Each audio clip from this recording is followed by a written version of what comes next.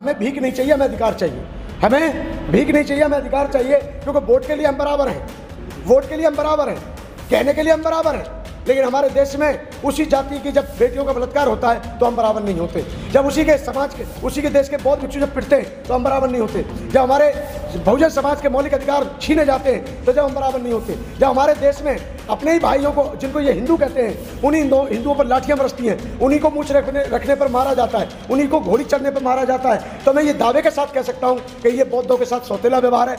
जब बौद्धों के बीच में हिंदुओं का क्या काम।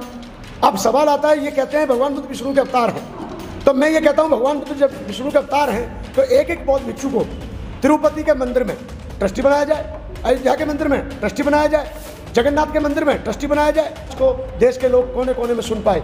अन्यथा स्ट्रीम मीडिया, ये बड़े बड़े मीडिया, बड़े बड़े पेपर वाले आज तक आपकी इतनी सी खबर बता दीजिए मुझे, 3 महीने के कार्यकाल में 3 महीने तक आंदोलन आपका चला, कितनी घटनाएं आपको पढ़ने को मिली। आप राष्ट्रीय सहारा की छोटी सी कटिंग ला के दिखा दीजिए, न भारत टाइम्स का ला के दिखा दीजिए, आज तक पे दिखा दीजिए। हाँ, आज तक पे इसके लिए सूचना चलाने के लिए जरूर है कि आज अंबानी जी का कुत्ता बीमार है, इसके लिए तो हो सकता है, लेकिन भारत के बौद्धों के साथ अन्याय हो रहा है, सौतेला व्यवहार हो रहा है, इसके पास किसी मीडिया को सुनने का, देखने का, समझने का। बताइए, आज आपने मीडिया को आमंत्रित किया है, क्या है पूरा मामला? आज की जो प्रेस कॉन्फ्रेंस रखी है, ये बुद्धगया मुक्ति आंदोलन के विषय को लेकर रखी है, और बुद्धगया मुक्ति आंदोलन एक ऐसा विषय है इतिहास से जुड़ा हुआ है। ये एक ऐतिहासिक मुद्दा है, आज का नहीं है, बरसों पुराना है। इसको लेकर समय समय पर आंदोलन होते आए हैं और वर्तमान में भी आंदोलन चल रहा है। 12 मई तक आंदोलन चला। फर्क सिर्फ इतना है कि जो पहले आंदोलन किए गए, उस आंदोलन ने बहुत सारे बदलाव ला के दिखाए, लेकिन ये जो आंदोलन हुआ, इस पे पूरे देश की जनता का अभी भी कहीं ना कहीं एक संकोच विषय बना हुआ है। ये 1949 का एक्ट है, बुद्धगया महाबोधि महाविहार। ये भारत के बौद्धों की आस्था के साथ साथ विदेशों में रहने वाले बौद्ध धर्म के अनुयायी, और विदेश में जो कई कंट्री ऐसी हैं विदेशों में जो पूर्ण रूप से भगवान बुद्ध के पथ पर चलती हैं और पूरी तरह से वो बौद्ध राष्ट्र घोषित हैं, इस स्थान को वो भी पवित्रता का भाव रखते हुए मानते हैं। यानी जो बोधगया है, जहाँ भगवान बुद्ध को ज्ञान प्राप्त हुआ, ये बौद्धों की आस्था का केंद्र है, वो भी पूर्ण रूप से आज तक बौद्धों के पास नहीं है। इस मांग को लेकर के बहुत बार 1900 यानी 1891 से शुरू होता है और 1933 तक चलता है। उसके बाद फिर ये मामला बीच में थोड़ा दब हो जाता है, लेकिन फिर चालू होता है। 1991-92 में एक बहुत बड़ा आंदोलन हुआ, जब तक हम बौद्ध भिक्षु भी नहीं थे। इसमें 4 प्रमुख चेहरे माने गए। भदंत आर्य नागार्जुन सुरेशाई जी, वो इसका नेतृत्व कर रहे थे, वो जापान से हैं। भदंत आनंद महाथेरो जी, भदंत प्रज्ञाशील जी और भदंते करुणाकर, और भी अन्य देश के वरिष्ठ ज्येष्ठ भिक्षु जो काफ़ी सम्मानित देश के भिक्षु माने जाते थे उस समय के, उन सभी का अपने अपने स्तर पर योगदान था। और उस आंदोलन के चलते हुए ये हुआ कि पहली बार बाबा साहब अम्बेडकर के बाद जो बौद्ध भिक्षु बने, यानी बाबा साहब ने धम्म दीक्षा ली 14 अक्टूबर 1956 को, उसके बाद में जो बौद्ध धर्म के प्रचार प्रसार में अपनी भूमिका निभा रहे थे, उन बौद्ध भिक्षुओं की पहली कमेटी बनी, और पहली कमेटी में वो 4 लोग मेंबर बन के गए। भदंत प्रज्ञाशील जी मेंबर कम सेक्रेटरी और अधीक्षक के पद पर थे, और यहाँ तक कि मोंग की चीफ के पद पर थे। भदंते आनंद जी उसमें मेंबर थे, और भदंत नागार्जुन सुरेशाई जी मेंबर थे, और भदंत ज्ञानेश्वर जी मेंबर थे, जो बाबा साहब डॉक्टर अम्बेडकर के गुरु भाई कहलाते हैं। यानी बाबा साहब अम्बेडकर जी ने जिनसे धम्म दीक्षा ली थी भदंत चंद्रमणि से, तो वो भी चंद्रमणि के शिष्य हैं ज्ञानेश्वर जी, और ज्ञानेश्वर जी को गुरु भाई कहा जाता है। यानी बाबा साहब ने भी उनसे दीक्षा ली और ज्ञानेश्वर जी ने भी उनसे दीक्षा ली। तो ज्ञानेश्वर जी को उसमें मेंबर बनाया गया। 4 मेंबर बने। 4 मेंबरों ने जो उस कमेटी में पहुंच करके विकास का काम किया, वो आज आपके सामने है। यहाँ तक कि इस आंदोलन को कोई तवज्जो नहीं मिलती थी। इस आंदोलन के लिए जो लोग जाते थे दूर दूर, धक्का मुक्की खा करके, यातना झेल करके इस आंदोलन को सफल बनाने में जो बौद्ध अनुयायी महाराष्ट्र, गुजरात, पंजाब, हरियाणा, जहाँ से भी पूरे देश के राज्यों के कोने कोने से जो लोग जाते थे, उन्हें बहुत सारी यातनाएं दी जाती थी, ट्रेनों में से धक्के मारे जाते थे। ये आंदोलन में जब वो बैठते थे तो पानी तक बंद कर देते थे, यानी राशन पानी की दुकानें बंद कर देते थे। ये बिहार की स्थिति बता रहा हूँ, बोध गया की स्थिति बता रहा हूँ।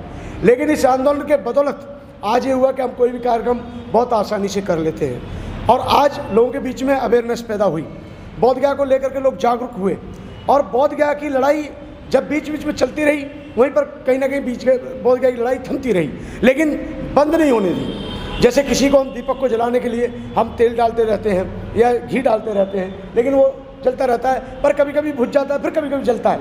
इस प्रकार से ये चलता रहा और बीच बीच में थोड़ा सा शांत होता रहा। लेकिन 2005 में 25 फरवरी को फिर से शुरुआत की और फिर से शुरुआत की गई और इनकी जो कमेटी चली थी वो चली थी 96 से लेकर के 2002 तक और 6 साल में इन्होंने जो हो सकता था, इस कमेटी ने बहुत काम अच्छे किए जनहित को लेकर के। बोध गया में जो विकास हुआ, पहले जो पदाधिकारी थे उनके खिलाफ जांच करवाई, जिन्होंने दान का दुरुपयोग किया था उनको जेल पहुंचाने का काम किया। वहाँ पर क्या था, एक सेक्रेटरी बना आ रहा है तो बहुत दिनों से ही बना आ रहा है, आरपी सिंह वहाँ के 27 साल ठाकुर समुदाय से आते हैं, वो 27 साल से सेक्रेटरी थे। कालीचरण यादव वहाँ 3-4 टर्म तक सेक्रेटरी रहे। तो हमारी ये मांग थी कि जब यहाँ बुद्ध का ज्ञान प्राप्त हुआ है, यह बौद्ध स्थान है, विदेशी बौद्धों के साथ साथ भारत के साथ साथ विश्व में जितने भी बौद्ध हैं सबकी आस्था का केंद्र है, ये पूरी तरह से बौद्धों को सौंपा जाए। अब इस एक्ट की हम लड़ाई पहले से लड़ रहे हैं। 1949 का जो एक्ट है वो ये है कि 4 हिंदू 4 बौद्ध। पहली बात तो बौद्धों के साथ में सौतेला व्यवहार हो रहा है, जब बौद्धों के बीच में हिंदुओं का क्या काम।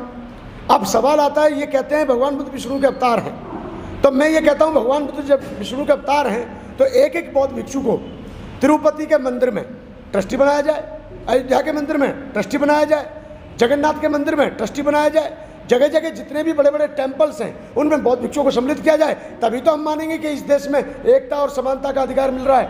लेकिन यहाँ तो यह है कि जहाँ बौद्धों के स्थान होते हैं वहाँ पर वो अपना कोई देवी प्रकट कर देते हैं, कोई देवता प्रकट कर देते हैं और बस अपने स्वार्थ के लिए बुद्ध को विष्णु का अवतार बताते हैं। हालांकि बुद्ध विष्णु का अवतार नहीं है, क्योंकि उन परंपराओं का, उन अंधविश्वास का, उस कर्म कांड का, उस बलि प्रथा का, उस दासी प्रथा का, उस जाति प्रथा का बुद्ध ने आज से लगभग 2600 वर्ष पहले ही विरोध कर दिया है। तो सवाल ही नहीं उठता कि बुद्ध किसी के अवतार होंगे। और बुद्ध ने साफ साफ कहा है, मैं इंसान हूँ, मैं मानव हूँ और बुद्ध कोई भी हो सकता है। मैं अंतिम बुद्ध नहीं हूँ और मैं प्रथम बुद्ध भी नहीं हूँ, यानी कि बुद्ध कोई भी हो सकता है। तो इस लड़ाई को लेकर के हम बहुत दिनों से चल रहे हैं। 2005 25 फरवरी को कार्यक्रम हुआ, बड़ा कार्यक्रम हुआ और उसमें जो वर्तमान में इस समय सीजेआई साहब हैं, इनके पूज्य पिताजी हमारे आदरणीय उपासक RS गवई साहब उस कार्यक्रम में मौजूद थे, जोगिंदर कवाड़े जी मौजूद थे, उसमें AR जोशी जी मौजूद थे, उमेश सिंह गौतम, मतलब सब पूरे संगठन दिल्ली के मौजूद थे और बड़े पैमाने पर 25 फरवरी 2005 को बड़ा कार्यक्रम किया और पूरी व्यवस्था भोजन पानी से लेकर के सारी व्यवस्था हमारे ही द्वारा की गई थी।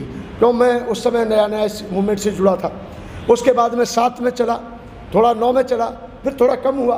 2015 में 25, 26, 27 अप्रैल 2015 को बहुत भव्य विकराल रूप में आंदोलन हुआ। लॉर्ड बुद्धा टीवी चैनल का उस समय अच्छा माहौल मिला, क्योंकि उस समय हमारा भोजन मीडिया, सोशल मीडिया नहीं था, तो हमारा स्ट्रीम मीडिया कोई खबर नहीं देता था, लेकिन लॉर्ड बुद्धा टीवी चैनल का उसमें साथ मिला और लॉर्ड बुद्धा टीवी चैनल के द्वारा आवाज़ गई और लॉर्ड बुद्धा टीवी चैनल के बदौलत वो कार्यक्रम सफल हुआ और उस कार्यक्रम में लगभग 50 से 55 हज़ार पब्लिक ने भाग लिया और 3 दिन तक उनको भोजन पानी रहने सहने की सारी व्यवस्था की गई थी। और तीसरा दिन था यात्रा का, उस दिन बहुत बड़ा कार्यक्रम हुआ और 12 से 14 सांसद बिना बुलाए आंदोलन की आवाज़ सुन करके उस मंच पे आए, यानी जो आंदोलन हुआ था। और बीच बीच में इस बुद्ध गया के इशू को लेकर के ये आवाज़ उठती रही है, यानी ईसम सिंह जी ने जो राज्यसभा में MP थे, उन्होंने, अमृत राजन जी ने, गांधी आज़ाद जी ने और जो MPओं को हमने, नाना पटोले जी ने जो भी पहले MP बने थे भंडारा से और बाद में वो भी कांग्रेस के प्रेसिडेंट हैं शायद, तो वो भी उस मंच पर और उन्होंने भी पार्लियामेंट में आवाज़ उठाई। तो मैं ये कहना चाह रहा हूँ कि ये आवाज़ उठती रही और ये आवाज़ दबी नहीं। 10 साल पहले बहुत बड़ा आंदोलन हुआ था, और उसके चलते हुए सर आपके मीडिया को जान करके खुशी होगी कि जो आंदोलन पहले हुए उन सभी आंदोलनों से कुछ ना कुछ हासिल हुआ। हासिल मेरा मतलब है कि सरकार ने हमारी बात सुनी, सरकार हमारी बात सुनती थी और सरकार समझ करके कुछ ना कुछ उसमें संशोधन करती थी। परंतु हमारी पूरी मांग हमेशा ये रही कि हमें भीख नहीं चाहिए, हमें अधिकार चाहिए।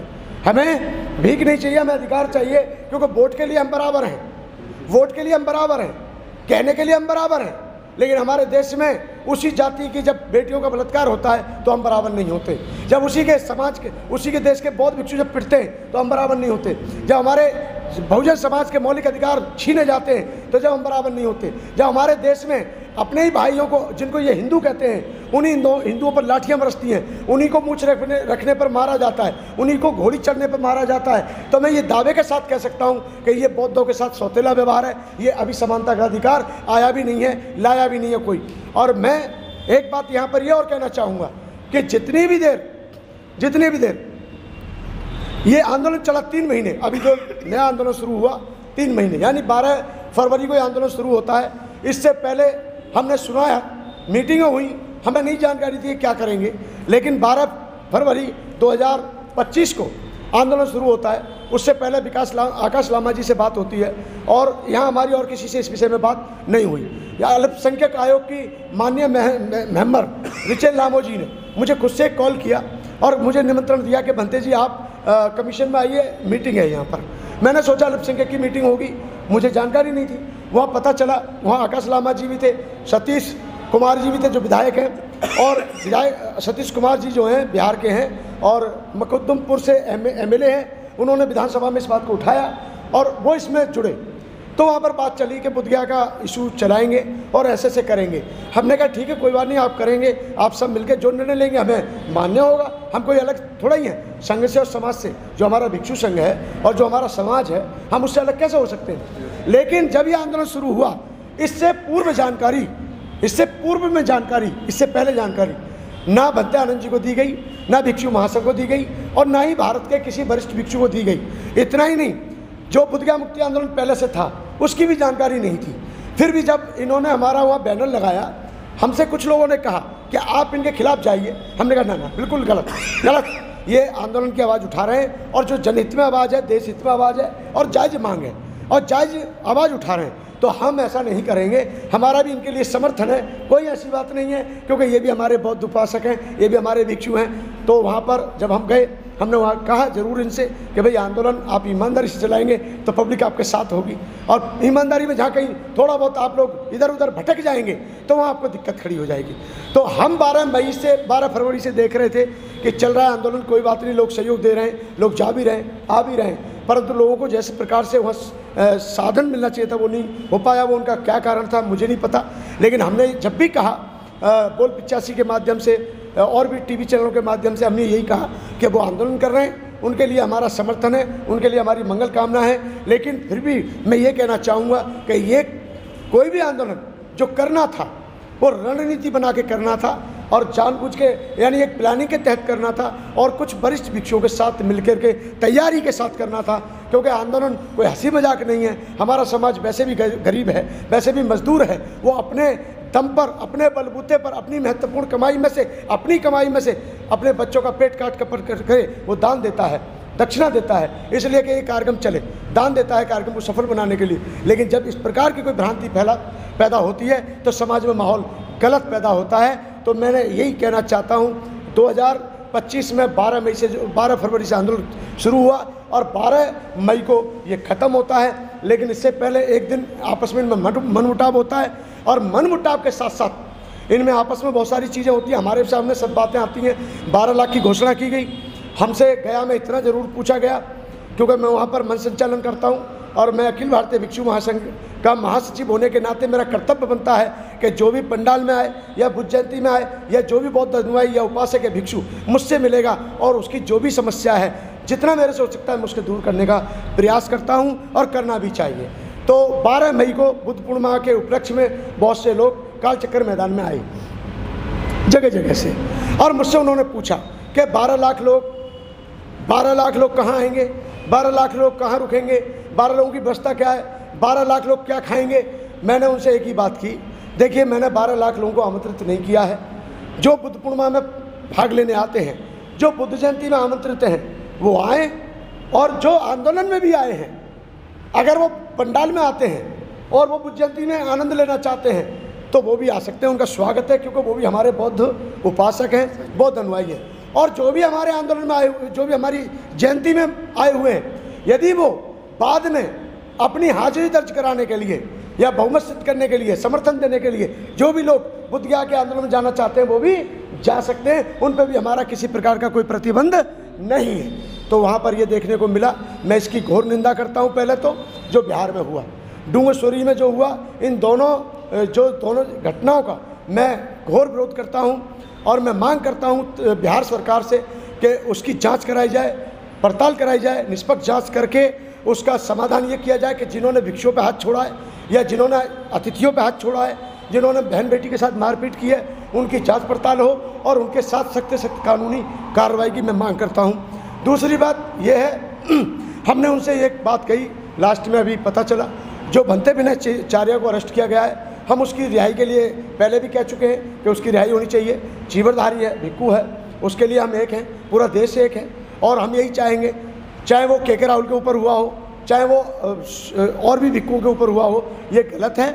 मौलिक अधिकार मांगना हमारी जिम्मेदारी है, हम अपना अधिकार मांग रहे हैं, कोई भीख नहीं मांग रहे हैं। एक तरफ कहते हुए हमारे देश में जाकर के देश के प्रधानमंत्री के यूएनए में मुस्कुराए बुद्ध, और यहाँ पर जब बुद्ध के भिक्षु पिटते हैं, बुद्ध के बौद्ध भिक्षु उपासक पिटते हैं, तो मेरे हिसाब से यहाँ पर उनको थोड़ी लज्जा नहीं आती है। विदेशों से धन लेने के लिए, विदेशों का साथ लेने के लिए, विदेशों में अपने आप को अच्छा साबित करने के लिए वहाँ कहते हैं हम ऐसी धरती से आए हैं जहाँ बुद्ध पैदा हुए। लेकिन ये भी इन्हें कहना चाहिए हम ऐसी धरती से आए हैं जहाँ बुद्ध का विहार बौद्धों के पास नहीं है। वहाँ एक सिख धर्म है, सिख धर्म के पास में पूरा गुरुद्वारा है। ईसाई धर्म है, ईसाइयों के पास पूरा चर्च है। यहाँ तक कि पूरा जो मंदिर है वो पूरा पुजारियों के पास है, पंडितों के पास है, मस्जिद मौलवियों के पास है। लेकिन बौद्ध गया, बौद्ध भिक्षुओं के पास क्यों नहीं? हमारा ये विषय था। हमारा विषय ना हिंदू है, ना बौद्ध है, ना जैन है, ना पारसी है। हमें कहते हैं सबको मौलिक अधिकार मिलना चाहिए। और मेरी पहले से ही रहती है कि गलत करने वाला कोई भी, उसको अन्याय जिसने किया है उसको तो पनिशमेंट मिलना ही चाहिए। तो मैं एक बुद्धगया मुक्ति आंदोलन समिति की तरफ से और अखिल भारतीय भिक्षु महासंघ की तरफ से मैं ये मांग करता हूँ कि भंते विनयचार्य पे जिसने FIR की है उसके ऊपर कार्रवाई होनी चाहिए, और अब जल्दी जल्दी उसकी रिहाई हो।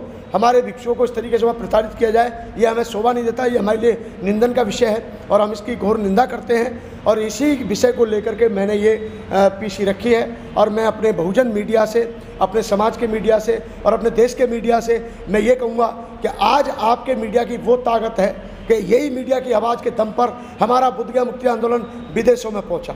आपके बहुजन मीडिया की ताकत है, आपके चैनल की ताकत है कि हमारी आवाज़ को देश के लोग कोने कोने में सुन पाए। अन्यथा स्ट्रीम मीडिया, ये बड़े बड़े मीडिया, बड़े बड़े पेपर वाले आज तक आपकी इतनी सी खबर बता दीजिए मुझे, 3 महीने के कार्यकाल में 3 महीने तक आंदोलन आपका चला, कितनी घटनाएं आपको पढ़ने को मिली? आप राष्ट्रीय सहारा की छोटी सी कटिंग ला के दिखा दीजिए, न भारत टाइम्स का ला के दिखा दीजिए, आज तक पे दिखा दीजिए। हाँ, आज तक पे इसके लिए सूचना चलाने के लिए ज़रूर है कि आज अंबानी जी का कुत्ता बीमार है, इसके लिए तो हो सकता है। लेकिन भारत के बौद्धों के साथ अन्याय हो रहा है, सौतेला व्यवहार हो रहा है, इसके पास किसी मीडिया को सुनने का, देखने का, समझने का और बोलने का टाइम नहीं है। तो मैं पुनः आपको धन्यवाद देता हूं, और मैं यही कहना चाहता हूं कि आज जो बौद्धों के साथ अत्याचार हो रहा है, अब जाग जाना चाहिए हमारे देश के बौद्धों को, जागना चाहिए हमारे देश के नेताओं को। हमारा नेता आज कहता है एक मंत्री का बेटे को मंदिर से रोक दिया, तो ये उस मंत्री ने पहली घटना पढ़ी है? मैं पूछ रहा हूँ, ये मंत्री को देखिए, मंत्री ने कहा वो पहले घटना पड़ी है। अभी यूपी में एक कैबिनेट मंत्री है, उसके बेटे को मंदिर में जाने से रोका, ऐसी खबर आई। तो मैं समझता हूँ मंत्री पढ़े लिखे तो होंगे ही, और उस मंत्री ने द्रौपदी का अपमान भी देखा होगा, महामहिम राष्ट्रपति जी का हैं, उन्होंने रामनाथ कोविंद जी का भी देखा होगा, पूर्व भारत के राष्ट्रपति जी का। उन्होंने सुशील कुमार शिंदे जब गृह मंत्री थे उनको मंदिर में नहीं चलने दिया, उनका भी अपमान देखा होगा। लेकिन ये जितने भी हमारे मंत्री हैं, इनको बुद्धि थोड़ी बहुत होनी चाहिए। अरे जिस नाम पर आप वोट मांगते हो, जिनका फोटो लगा करके आप चुनाव लड़ते हो, जिनको अपना मसीहा बताते हो, उसी मसीहा ने कहा है कि हमें ऐसी जगह नहीं जाना चाहिए जहाँ आपको सम्मान ना मिलता हो। इसलिए मैं कहता हूं जिन नेताओं का अपमान होता है वो बोध गया जाएं, उनको सम्मान के साथ खाना दिया जाएगा, सम्मान के साथ उनको आशीर्वाद दिया जाएगा और सम्मान के साथ उनको दर्शन कराए जाएंगे। जहाँ पूरे देश में किसी का अपमान होता है उसको लिए बोध गया का स्थान पूरी तरह से खुला हुआ है। और लेकिन ये शर्त है कि आप जितने भी नेता हैं आपको भी प्रण करना होगा कि हम सब मिल करके इस बोध गया को मुक्त कराएंगे। और आज नहीं तो कल, और कल नहीं तो आने वाले समय में जिस दिन जनता जागरूक होगी पूरी तरह से, बोध गया चुटकियों में हमारे पास आ जाएगा। हमारा कर्तव्य है बिहार की जनता को जागरूक करना, क्योंकि बिहार में अभी भी बौद्धों की जनसंख्या बहुत कम है। इसलिए हमारा कर्तव्य होना चाहिए कि हमारे भारत के बौद्ध भिक्षुओं को भी प्रेरण करके कि दिल्ली में ही सब कुछ नहीं रखा है, जहाँ जनता जाग जाए वहाँ से आप चलते बनो, क्योंकि वहाँ की जनता जाग चुकी है। महाराष्ट्र की जनता जाग चुकी है। अब महाराष्ट्र के बौद्ध भिक्षु को निकल करके छत्तीसगढ़ में, बिहार में, झारखंड में, पश्चिम बंगाल में, उड़ीसा में ऐसे एरियाओं में काम करना चाहिए जहां अभी भी बंजर खेती पड़ी हुई है। उनको अपना मठाधीश पना छोड़ना होगा, उनको अपना बिहाराधिपति का पद छोड़ना होगा और उनको निकलना होगा भ्रमण करने के लिए। इसलिए मैं तो यही कहना चाहूँगा, जिस दिन भारत के बौद्धों की संख्या बढ़ जाएगी, बौद्ध या तो क्या जितने भी हमारे 84,000 स्थान हैं हम तो उन्हें भी लेना चाहते हैं, लेकिन याद रहे उनमें पूजा करने जाएगा कौन। बीमारी तो इस बात के कर्म कांड को अभी भी हमारे लोग बढ़ावा देते हैं। तो मैं यही कहना चाहता हूँ, मेरा इस पर ना कोई किसी के ऊपर कटाक्ष है, ना मैं ये कहूँगा कि आंदोलन फेल हुआ। मैं फेल नहीं कह सकता, उनकी मेहनत थी, उन्होंने मेहनत की, उन्होंने जितना उनसे बना उन्होंने आंदोलन चलाया। लेकिन बस उनका यही रहा कि उनको आंदोलन की शुरुआत करने से पहले वरिष्ठ बौद्ध भिक्षुओं से, पुराने आंदोलनकारियों से, पुराने जानकारों से राय मशवरा लेनी चाहिए थी, तभी ये कार्यक्रम सफल होता। और आज भी हम उनके पूरी तरह से हम और हमारी हमदर्दी पूरी तरह से उनके साथ है। हम उनको रिहा करने की भी बात कर रहे हैं, और जिन्होंने उनके साथ में ये बब्बरता की है, महिलाओं के साथ बदसलूकी की है, हम चाहेंगे उनके ऊपर भी कठोर, कठिन से कठिन और कार्रवाई होनी चाहिए और इनको बाइज्जत रिहा करना चाहिए।